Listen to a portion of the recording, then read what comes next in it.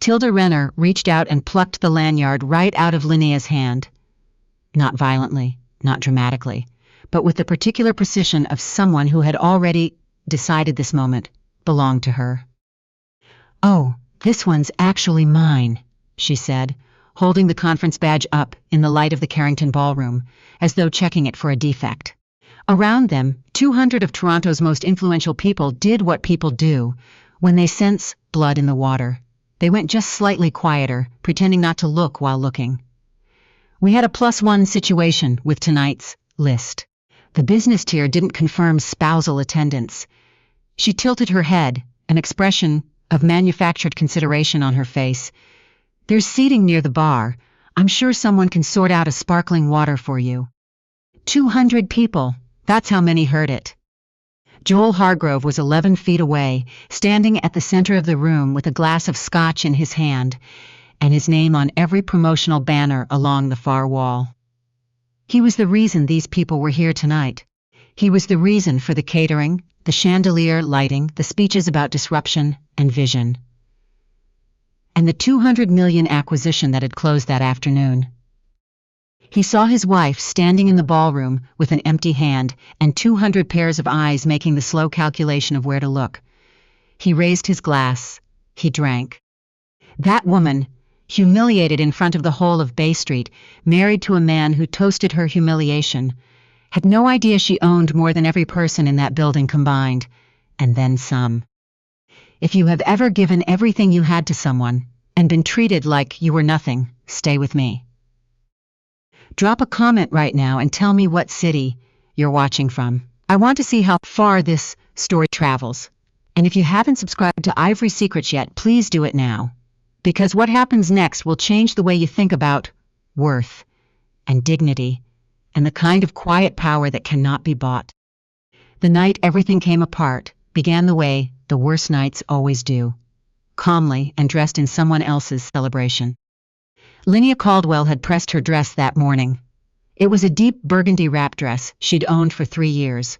It still fit well. It was clean and honest, and she had thought, while standing in front of the bathroom mirror, perfectly appropriate for an evening, designed to celebrate the acquisition of her husband's company. The culmination of a decade of work that had belonged in every meaningful way to both of them. She was 36 years old. She was an archivist at the University of Toronto Library, which meant she spent her days locating the meaningful thread inside an enormous amount of noise and understanding how everything connected. She was precise, she was patient. She had spent 10 years being both of those things on Joel's behalf without ever being asked. She had known about Tilda Renner for approximately 4 months, not because Joel had told her, because women always know. Because there is a specific texture to a husband who has stopped feeling guilty, a different quality to his distraction, a new flatness to his explanations. The hotel receipt, the phone face down on the kitchen counter every evening, the business trips that produced no tired stories when he returned, only a strange, scrubbed blankness she had learned not to examine too closely. She had let herself not quite confirm it, the way you let a tooth pain go unexamined because you already know what the dentist is going to say. Tonight, she had hoped she was wrong. She was not wrong. Joel had said he needed to arrive early, said the executives from the would expect him on arrival, said it with that particular tone he'd been using for the past 8 months. The tone of a man who had recently decided his wife was a logistical variable, rather than a partner. She had taken the subway downtown. She had walked the last 2 blocks in November, air off Lake Ontario, cold enough to be honest, and she had handed her coat to the attendant at the Carrington and walked into the ballroom alone. She found Joel near the center of the room, and beside him, her hand resting on his forearm, with the ease that hands carry when they have stopped worrying about being noticed, was Tilda Renner. Tilda was 31 years old. She was a venture capital associate at a firm that had backed Joel's company in its second funding round.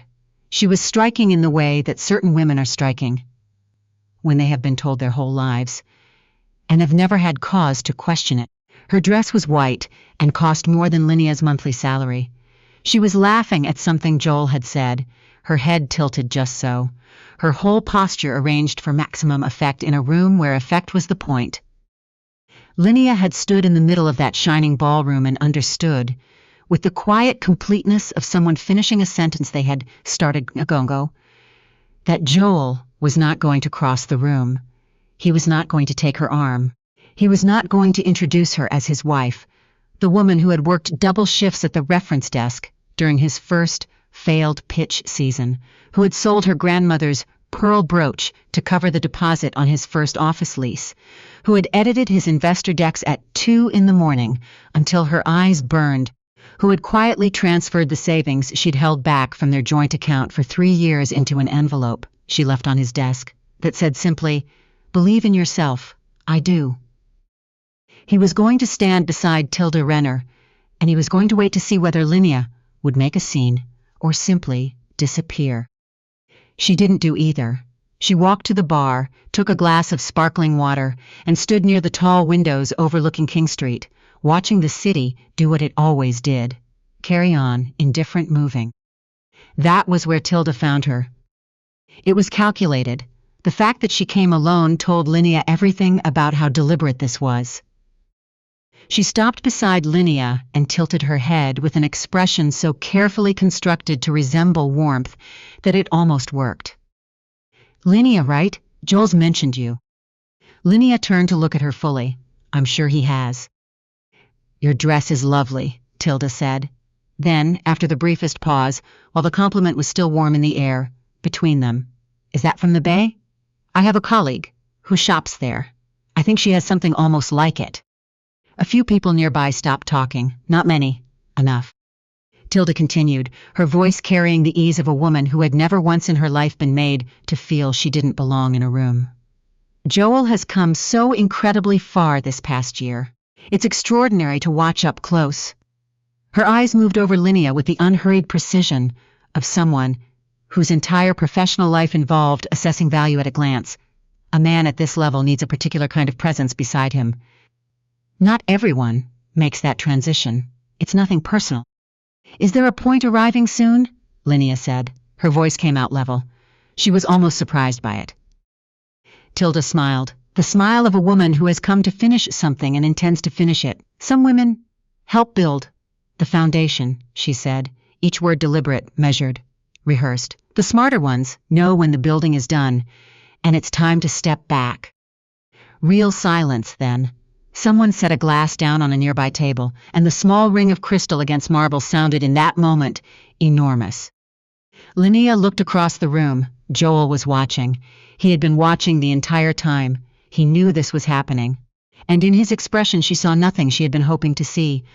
No movement toward her, no alarm on her behalf, no instinct to cross the floor and stand between his wife and the woman who was publicly dismantling her, in front of every person in that room whose opinion he had spent 10 years working to earn.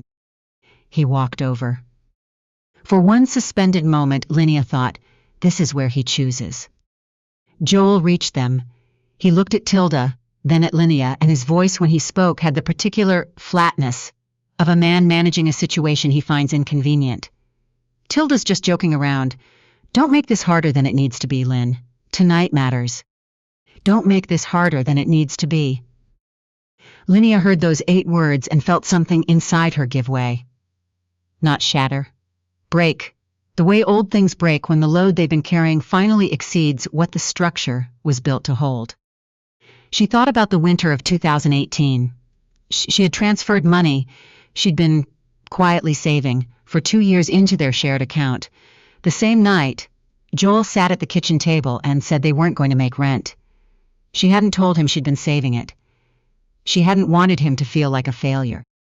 She thought about the brooch, the pearl and gold piece she'd worn to her grandmother's funeral, that she'd held for 8 years afterward, because it was the only piece of real jewelry she had ever owned that meant something. She had walked it to a consignment shop on Queen Street in January and taken the bus home because she didn't want to spend the fare. She thought about the pitch deck revision she'd completed at 2:30 in the morning. Her eyes, so dry, she had to read each slide 4 times to confirm the numbers were correct. She thought about the certification course she hadn't enrolled in because the timing wasn't right. The quiet, accumulating surrenders she had made without naming them as such, because she had believed, with the kind of belief that only makes sense in retrospect, that what they were building was theirs. Joel was still looking at her with that expression. The expression that said she was a problem to be managed. Tilda was watching with the private satisfaction of someone who had already won. At the far edge of the room, a man Linnea did not recognize stood with a glass of wine he hadn't touched. He was in his late 60s. Silver-haired, impeccably dressed, not the performative polish of money that wants to be noticed, but the particular ease of someone who had long since stopped needing to announce anything.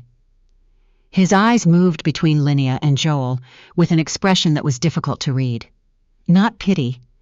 Something more complicated. Something that looked, from across the room, like recognition. His name was Quentin Abernathy, but Linnea didn't know that yet.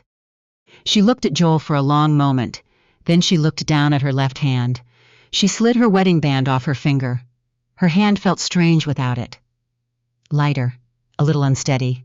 She reached past Tilda and set the ring on the table beside Joel's scotch. The small gold circle made a soft sound as it settled against the linen. Joel looked at it, then at her. The first genuine emotion she had seen from him, all evening, moved behind his eyes. Not regret, alarm. The alarm of a man who realizes, too late, that the situation has moved outside his control. "You don't have to choose anymore," Linnea said. She kept her voice quiet. The people closest to them could hear. She didn't need it to be loud. "I'm choosing for you." She walked away, head level, hands still, her heels making small, precise sounds across that polished floor. She did not look back, not once. She had given that man 10 years of looking forward on his behalf. She was done looking back. Joel did not follow. The silver-haired man at the edge of the room set down his wine glass. He watched the main doors, close behind Linnea. Then he reached into the inside pocket of his jacket and took out his phone. He made a call. He spoke quietly for less than a minute. Then he put the phone away. His name was Quentin Abernathy, and he had known Angus Caldwell for 34 years. Linnea took the subway home. She sat in the orange plastic seat and watched the stations move past. St. Andrew, Osgood, Queen, Dundas, and felt the cold clarity of someone who has made an irreversible decision and found, on the other side of it, not emptiness, but something closer to air. She walked into the apartment and stood in the center of the living room for a long time. The evidence of 10 years was everywhere. His desk, the bookshelves she had organized twice. Every award on the wall, each one partially her work, none carrying her name. Their wedding photograph on the side table. 2 people smiling at a future that had never fully arrived.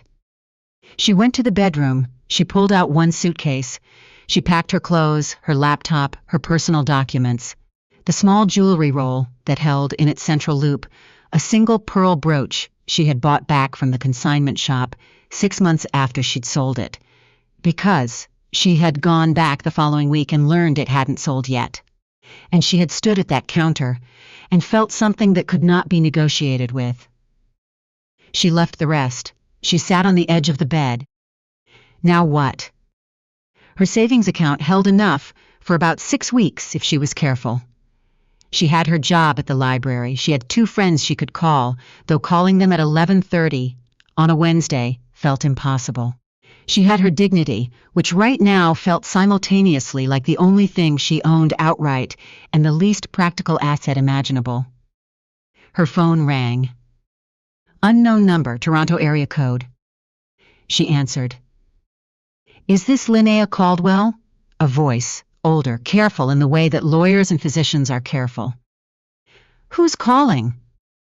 "My name is Adela Park. I apologize for the hour. I've been attempting to reach you for nearly 2 weeks." A pause. "I'm looking for Linnea Ann Caldwell, daughter of Angus, William Caldwell." Linnea frowned. "My father left when I was 8 years old." "I understand," Adela said, "and I'm deeply sorry to deliver this by phone. Angus passed away 11 days ago. I'm the executor of his estate." Another pause. More deliberate. "I need you to understand that this is a matter of some significance. I'd like very much to meet with you tomorrow morning if you're able.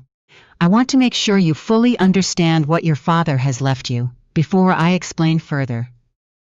Something in her voice made the small hairs on Linnea's arm stand up. "What do you mean by before you explain further?" she asked.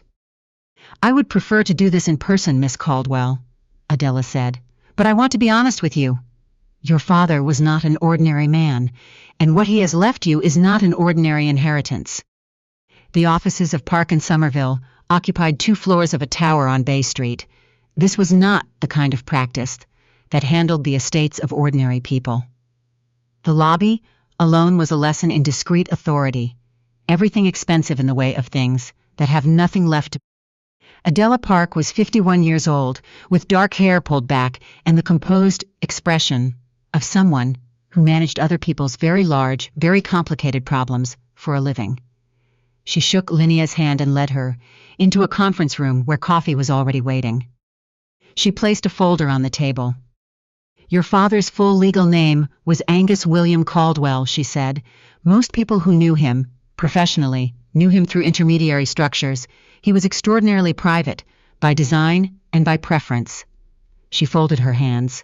"He built his first resource management company in 1988, sold it in 1995, and used the proceeds to acquire 3 others. He never stopped. He operated exclusively through private holding trusts and numbered companies. He never went public." She turned the folder so it faced Linnea. "The entity at the top of the structure is called Caldwell Holdings Trust.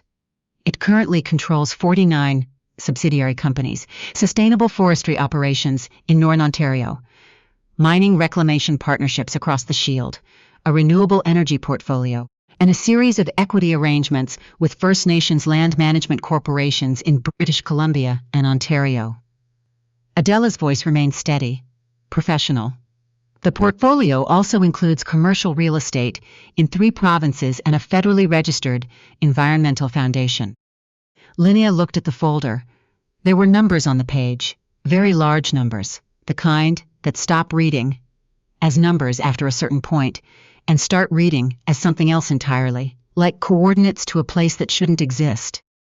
"Combined private valuation," Adela said, "as assessed by 2 independent firms, is approximately $4.2 billion. The room was very quiet. "I'm sorry," Linnea said. "Could you say that again?" $4.2 billion, Adela said. "Your father was, at the time of his death, one of the most significant private asset holders in this country. His structure was specifically designed to remain outside public record for the better part of 3 decades. Linnea looked at the documents, then back at Adela. "There's been a mistake." "There hasn't. You have the wrong person." "We don't." Adela reached for a second folder.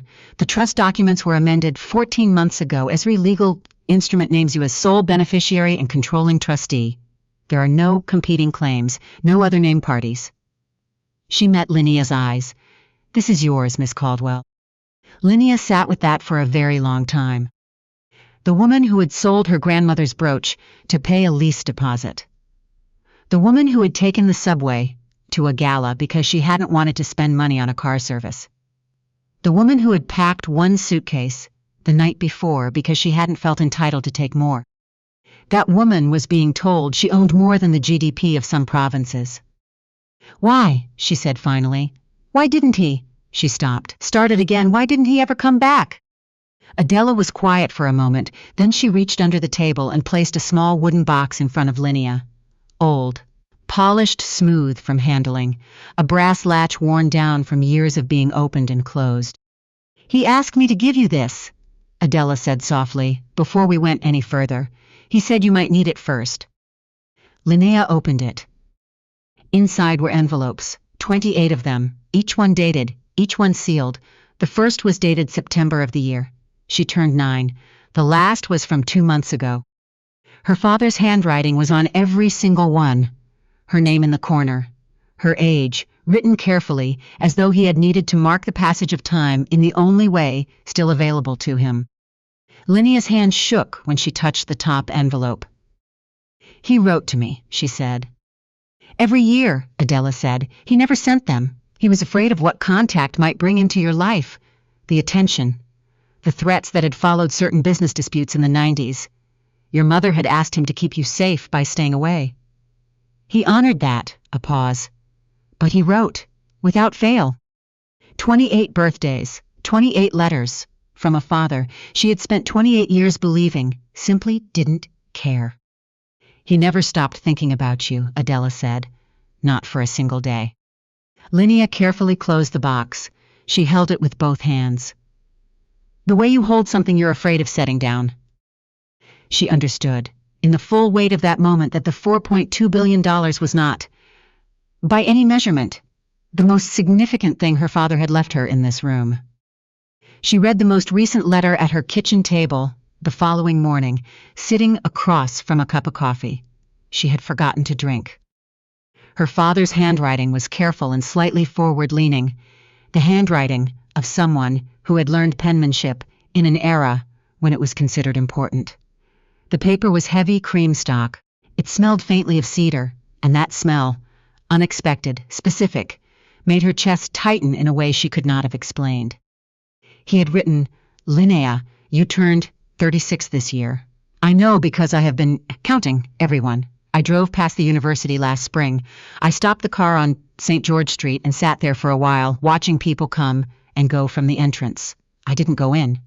I told myself again that staying away was the same thing as protecting you. I know now that isn't true. I think somewhere along the way those two things blurred together in my mind because the truth was harder than the excuse. The truth is, I was protecting myself from the possibility that you would look at me and not know what to do with what you saw.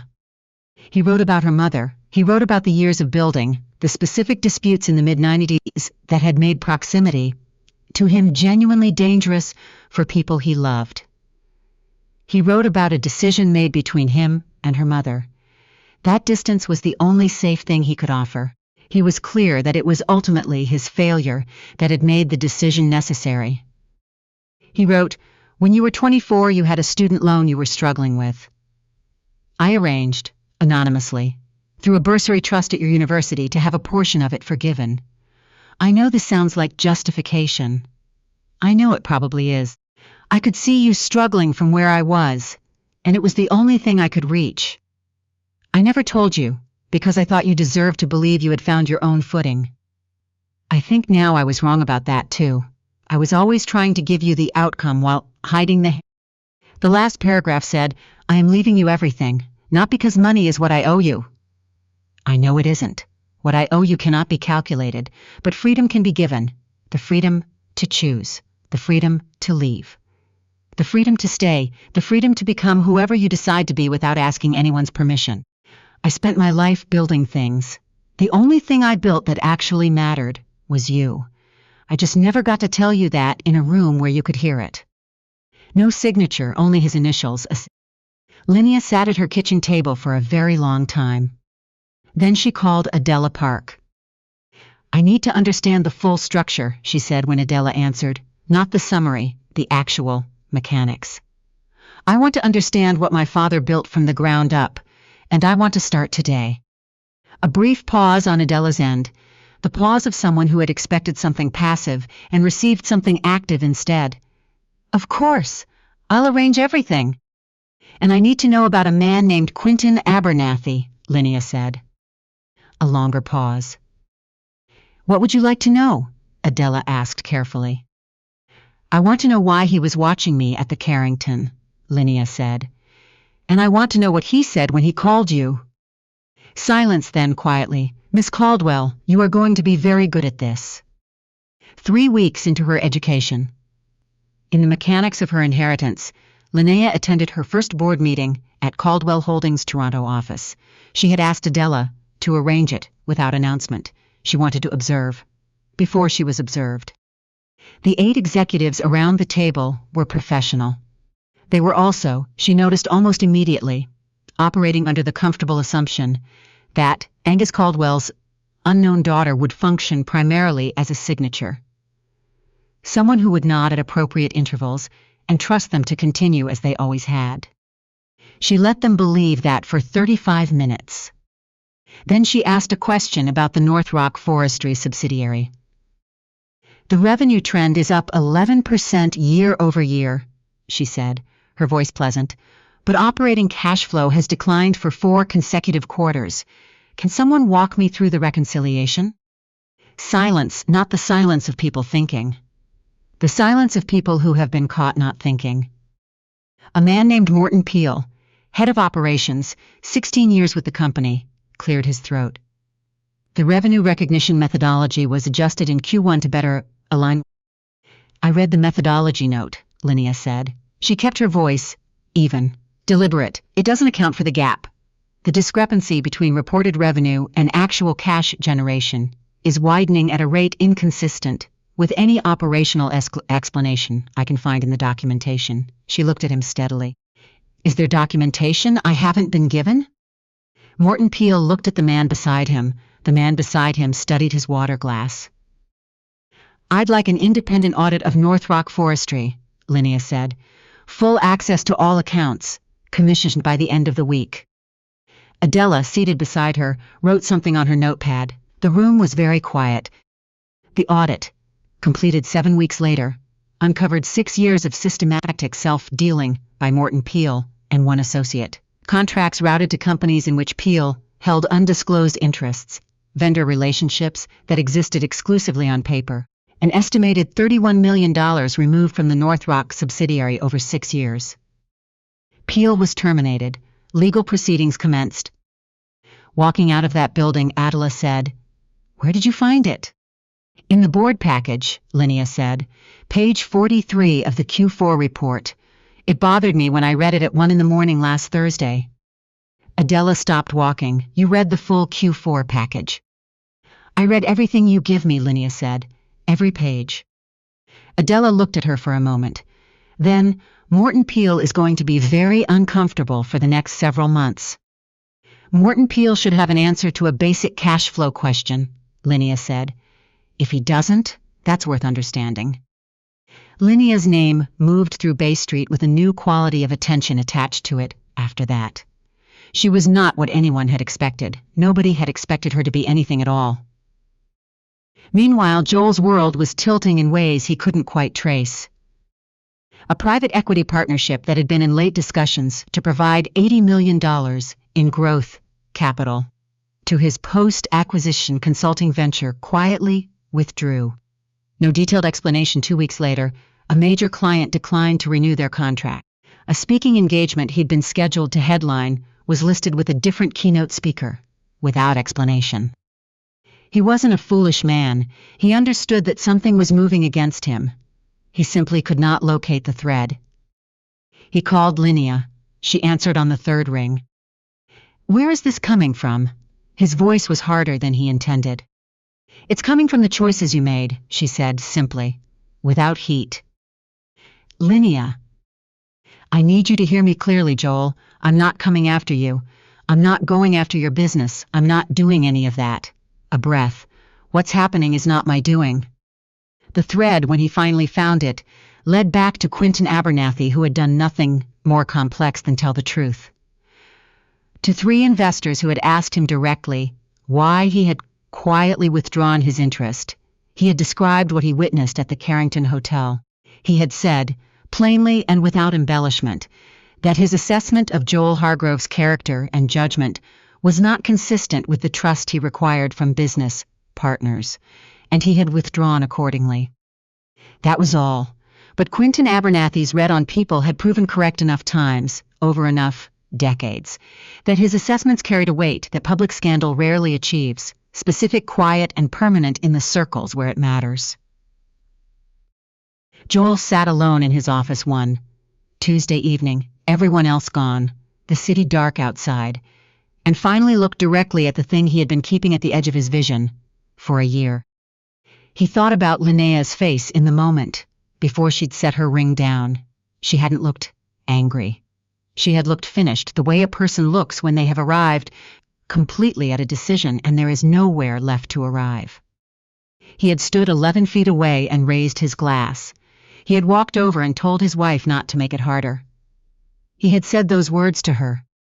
He had said that. 1 year after the night at the Carrington, Linnea took the stage at the Canadian Business Leadership Summit. She had written the speech on the GO train that morning, notes on her phone that she mostly didn't need by the time she stood at the podium. The event was held, by coincidence, or by the particular irony the world occasionally allows, at the same hotel on King Street. 1,200 people, every major industry sector in the room, the kind of audience where what you say gets repeated for the next 18 months. Joel was there. She had been told he would be attending to try to salvage what remained of certain business relationships. She had filed the information away and chosen not to change her plans. Quentin had quietly made sure the organizing committee knew she existed. Not pushing, just ensuring. That was how he operated, she had learned. She stood at the podium and spoke without performing. She talked about what it means to build something that actually strengthens the people inside it, rather than using them up. She talked about the workers whose contributions disappear into someone else's keynote. She was funny in 2 places. The room laughed both times, genuinely, the laugh of people being surprised rather than entertained. Then she said, "There are people who will decide what you are worth from the cost of your clothes, the address on your business card, whether your name appears on a guest list." She paused. "Don't spend your life proving them wrong." She looked across the room. "Build a life where their opinion cannot reach you." The applause came before she finished the sentence. Joel stood at the back of the room and did not clap. He stood completely still and felt something work its way through his chest that had no clean name. Not shame, exactly, though it was close enough to shame that the difference hardly mattered. The specific weight of finally looking directly at a thing you have been circling for a year. She had walked away before she knew about any of this. She had packed 1 suitcase with 6 weeks of savings and walked out of a building in November because she had decided, with no safety net and no guarantee of what came next, that she deserved better than what she had been offered. When? And he had stood there and said, "Don't make this harder than it needs to be." He set his drink on the nearest table and walked toward the corridor doors. He was standing in the corridor when she came through the side exit, walking calmly in the direction of the lobby. She saw him. Neither of them moved for a moment. Then she walked toward him. "Joel," she said. "Linnea." His voice came out rougher than he intended. "I didn't know. About your father. I didn't know any of it." "I know you didn't." "When did you find out?" "The night I left," she said. "Adela called me while I was sitting on the edge of our bed with the suitcase packed. I went to her office the next morning." He stared at her. "You walked away before you knew." "Yes." A beat of silence. "I've spent a year looking for someone to blame for what happened to my business," he said. "I thought it was you, then Quentin. Then I went through about 6 other theories." He met her eyes. "It was me." "Yes," she said. Her voice held nothing but the clean acknowledgement of a true thing. "I told you not to make it harder," he said. "In front of all of those people while Tilda?" He stopped. "I said that to you. I walked over there and I said that." "You did." Something moved across his face that she had never seen on him in 10 years of marriage. Something stripped of every professional calculation, unperformed and real. "I'm sorry," he said, "not for losing you. I understand why I lost you. I'm sorry for what I did, for watching it happen and raising my glass." Linnea looked at him for a long moment. She thought about her father's letters, about a man who had also loved someone, and found ways to fail her through a combination of fear and the quiet arrogance of believing he was the best judge of what the people he loved needed. She thought about the difference between forgiving someone and returning to them. "I believe you mean that," she said, "and I'm choosing to receive it as what it is." "But," he said, "forgiveness and coming back aren't the same thing." She said, "I don't hate you, Joel. I genuinely don't. But I'm not coming back." He nodded, slowly, the real kind, not a performance, just the acknowledgement of a man who finally, fully understood. "I hope the foundation becomes everything you want it to be," he said quietly. I read about it. You were always the one who actually understood what was being built. I just couldn't admit what that meant. She looked at him for another moment. Then, because it was true, and because she had decided, a long time ago, that she wasn't going to withhold true things out of pride, I hope you end up okay, Joel. I mean that. She turned and walked back into the ballroom. Quentin found her by the windows an hour later. She was holding a glass of water and watching Toronto do what it always did in November, exist indifferently and completely, cold and clear, and unimpressed by individual catastrophe. You spoke with him, Quentin said. Yes. He was quiet for a moment. You know it wasn't me who moved against him. I know, she said. You told the truth when people asked. That's a different thing. Something moved across his face. Not quite a smile, but the thing that precedes one, in a person who has learned to hold it carefully. Tell me about him, she said. My father, not the company's. Tell me who he was when no one was watching. And Quentin told her. He told her for 2 hours about Angus's laugh, which was apparently enormous and entirely at odds with the controlled public version of himself. About his habit of losing important documents in his own library stacks, and then spending days reconstructing where they'd gone. About how he took his coffee with exactly 1.5 teaspoons of sugar. Not 1, not 2, and had driven every assistant he'd ever had to the edge of patience over it. About how he cried at the endings of certain novels, and was completely unashamed of it.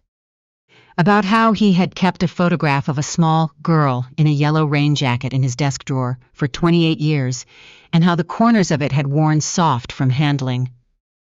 Linnea sat across from a man who had known her father in all the ways she never got to, and she listened to every word, and she let herself grieve and be angry and be grateful all at the same time, because all 3 things were true, and all 3 things deserved space. When Quentin finally stood to leave, he paused. He looked at the pendant at her throat. A simple piece, pearl and gold, that she wore on evenings that mattered. Your father gave that to your mother, he said quietly. In 1989, before any of the money, before any of it, he saved for 4 months to buy it. He stopped. I didn't know she'd kept it. Linnea brought her hand up and closed it around the pendant. The room continued around them. Voices. Movement. The hum of 1,200 people conducting the business of a country, the chandeliers doing their indifferent best. She wore it on Sundays, Linnea said. Her voice was very quiet. I always thought she'd bought it herself. She kept it because she never stopped loving him, Quentin said, and she gave it to you because she couldn't find another way to give you him. Linnea pressed her lips together. She was not going to cry in the ballroom of the Carrington Hotel in front of the people she was responsible for hosting. She was absolutely not going to do that. Okay, she said after a moment. Okay, Quentin said. He understood exactly what she meant. They walked back in together. The Angus Caldwell Bursary launched publicly the following spring. Full press release, her father's full name. The explicit standards by which the program would operate. First-generation university students across Northern Ontario, Indigenous youth from communities whose access to post-secondary education had been systematically underfunded for generations, women returning to education after years away from it, workers displaced from industries in transition who needed retraining to start again. 4,000 applications arrived in the first 8 weeks. Linnea read the first 200 herself. Her assistant found her at her desk at 7 a.m. On 4 separate occasions that month, coffee, going cold beside her, working through the files with the focused attention she brought to everything. The stories in those applications did something that the corporate documents never had. They made it real. One Tuesday morning in June, a woman arrived in the lobby, unannounced, 61 years old. She had driven 4 hours from a small town outside Sudbury. She had a folder of documents she'd organized with the careful thoroughness of someone who knows she might only get one real chance. Her name was Rita Hawking, and she had been a school custodian for 23 years. Her husband had passed away the previous winter. She had a high school diploma, a small house with a leaking roof, and a note from her daughter's elementary school teacher, saying she had the sharpest, most curious mind of any parent volunteer the teacher had ever met. She wanted to know if there was a path for someone like her. Linnea's assistant came to the office door. "There's a woman downstairs who doesn't have an appointment. Security is asking." "Bring her up," Linnea said. Her assistant stared. "Bring her up," Linnea said again, "and get her a coffee if she'd like one." Rita Hawking sat across from Linnea's desk and put her folder down with both hands. "I know this isn't how things work," she said. Her voice was steady, though her hands weren't quite. "I know. I should have gone through the online portal. I did try. 3 times. She looked at Linnea directly. "I just needed someone to actually hear it." "Tell me," Linnea said. Rita told her. When she finished, Linnea said, "The bursary covers full tuition and living costs for mature students returning to accredited programs. You are exactly who this exists for." Rita Hawking looked at the desk. She pressed her lips together. When she looked up, her eyes were wet, and she didn't try to hide it. "I almost turned around twice on the highway," she said. "I'm glad you didn't," Linnea said. The divorce became final on a Wednesday in October. Adela sent 3 words by text: "It is done." Linnea read it in the middle of a resource planning meeting. She put her phone face down on her notepad. She asked 2 questions about the renewable energy subsidiary's Q3 projections. She approved a restructuring proposal with 4 conditions. She thanked everyone and closed the meeting. Then she walked to the washroom at the end of the hall, stood at the sink, and ran cold water over her wrists for about 30 seconds. Not crying, not falling apart, just needing the physical sensation of something cold and present. To mark the moment properly. 10 years ended in a text message on a Wednesday. She dried her hands. She looked at herself in the mirror, really looked, the way she hadn't let herself do very often in the months since the Carrington, because looking too closely had felt dangerous, like examining a wound before it had fully closed. The woman looking back at her was not the woman who had pressed a burgundy dress and taken the subway to her husband's celebration. That woman had been doing something Linnea recognized now as a kind of slow disappearance, making herself smaller, quieter, gradually vacating her own life to make more room for someone else's ambitions. This woman was different, not harder. She was careful about that distinction, because she had seen what hardness did to people who confused it with strength. What she saw in the room was something more like open in a different direction, like a window that used to face one wall and now faced the sky. She went back to work. November, 1 year since the Carrington. Linnea stood at the window of her office in the late afternoon light, watching the city carry on in its faithful and stood with the full and settled clarity of someone who has arrived. Somewhere true that the story her father had spent his entire life trying to give her was not the portfolio. It was not the $4.2 billion.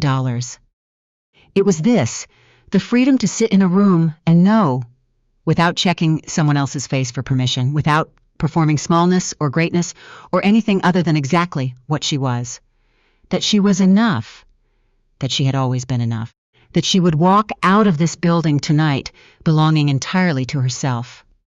The difference was, now she knew it. And that knowledge, unlike a trust, unlike a company, unlike anything that could be inherited or transferred or taken away, had been built from every choice she had made when no one was watching. From a rainy January walk home from a consignment shop, from a suitcase packed in the dark, from a wedding ring placed quietly beside a champagne glass in a room full of people who were looking everywhere but at the truth. She had saved herself first. Everything else was just what came with it.